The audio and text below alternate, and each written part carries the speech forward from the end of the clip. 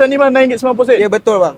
Bang, Assalamualaikum. Waalaikumsalam. Bang, ya, bang. nasi kandak RM6.99 satu. Boleh baik.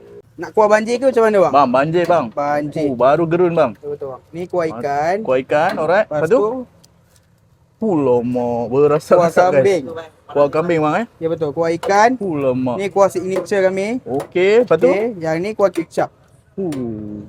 Lepas tu akan dapat sambal nyok sekali dalam satu Sambal set. nyok, Ya betul bang. Okey, lepas tu buat apa lagi bang? Lepas tu bawang goreng. Bawang goreng guys. Okey, lepas tu akan dapat sayur satu jenis. Kat sini ada 4 jenis, abang boleh pilih. Okey bang, kobis bang. Kobis, baik. Yes.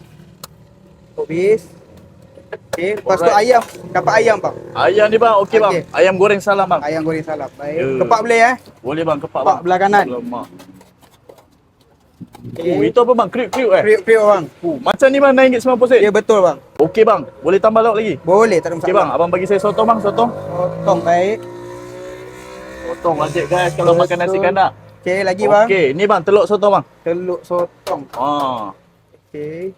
Alright. Lepas tu apa lagi bang? Kambing ada bang, kambing. Kambing ada. Okey bang, bagi kambing bang. Kambing. Ni kambing masak apa bang? Ya bang, ini kambing masak kurma bang. Sur punya bang Ya betul. Okey bang, last sekali bang, bendi bang, bendi. Bendi. Bendi. Bagi cucuk atas tu. Tu Okey, baik. dia. Salam nasi kandar. RM RM6.99. Gerun tak gerun? Bang, kalau macam ni bang, gerun bang. Kasih tambah bang. Boleh, baik.